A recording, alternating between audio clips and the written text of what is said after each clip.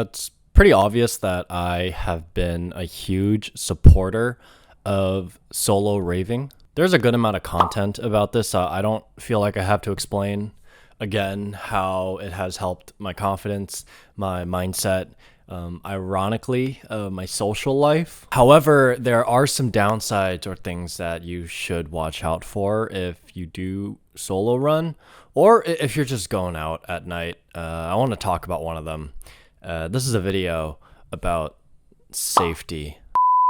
Living in New York City and going out to raves a lot, I tend to frequent Brooklyn Mirage, a large outdoor concert venue. It attracts a ton of EDM DJs. I've been to Brooklyn Mirage 5 times so far in the past 2 months. I think overall it has a pretty sketchy reputation, like overcrowding, security, theft, but production-wise, it is an incredible place. It has surround LEDs, it has incredible lasers. You know, they know what they're doing. They know how to put on a show. And all the ravers go to Brooklyn Mirage. A good amount of them, I feel like, go on a week-to-week basis. Oh, sorry. I forgot to mention another downside of Brooklyn Mirage. The location sucks. It's located in an industrial area of Brooklyn. Let me rephrase, backtrack a bit. Industrial. It's not Industry City. It's not Long Island City. It's not your gentrified or repurposed area.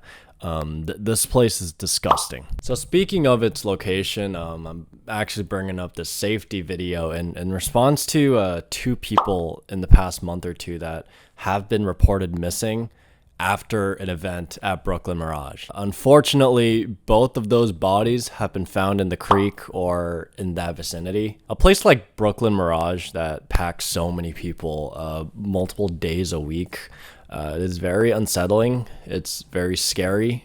You never wish for stuff like this. The reason why I brought up solo raving is because a lot of the time, these rave venues are not located in the safest area. And that is definitely the case with Brooklyn Mirage. You know, I'm going to be real. These events, a lot of people are going to be absolutely trashed and they're going to be absolutely fucked up. And it just leaves you in a more vulnerable position to be at the wrong place in the wrong time once the show ends. And for those that want to inflict harm, the Mirage is a huge, bright target for crime, since it's like the only place in the vicinity where there's like a bunch of people who may not afford to be alert at like 3 or 4 a.m. In response, Brooklyn Mirage did send a message clarifying safety and acknowledging these unfortunate events.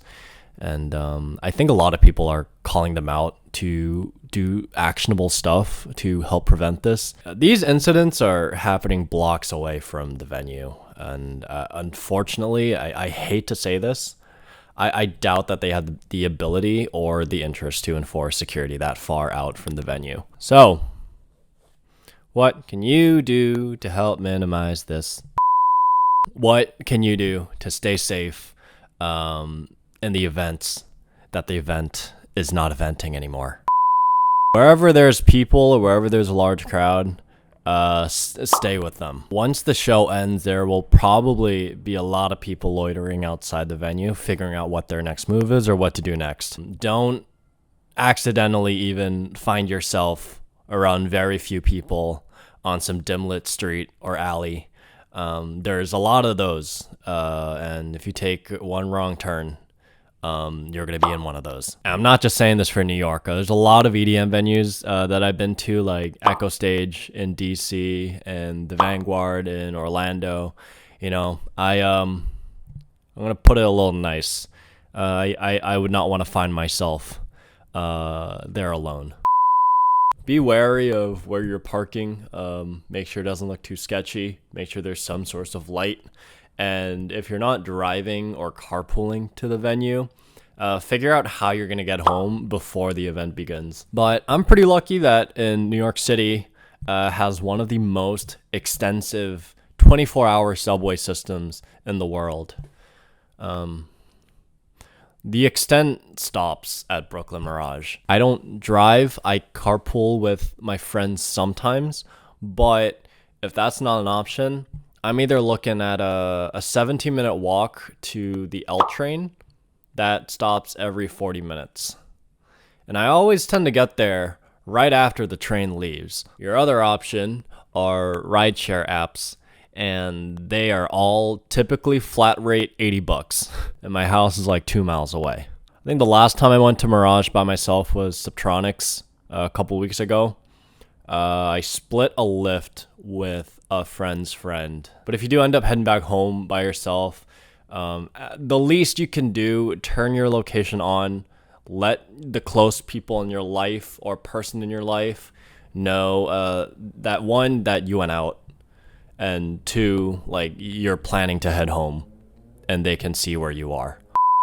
One last thing, I've brought this up a little bit in the beginning of this video. If you're gonna drink or do stuff before a rave or an event, just understand like your conscious limit, how much your body can handle. At the end of the day, whether you're with a group or not, you are responsible for your own body. In no way saying this to blame that as the main cause of the events that happened to the two people, but you know, there's so many scary things out there and no one wants to be in the wrong place at the wrong time. In the shortest form possible, we're all there to listen to music, party hard, and then just get home safe. Go to bed. You know, raving is so much fun for so many people. For a good amount, raving is life. I think this has been giving people some anxiety the past summer, so I hope we can get to a place where we just don't have to worry about this and just focus on having fun. I hope Brooklyn Mirage provides more sense of safety and assurance for concert goers and a little bit more actions on things that they can't control. All right, I'm hungry, so I'm gonna go make some food. Thank you for watching. I will see you at the next rave. I'll see you at Izu. Goodbye.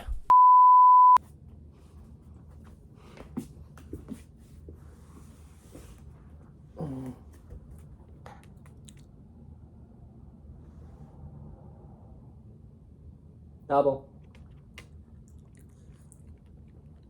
Fuck you too.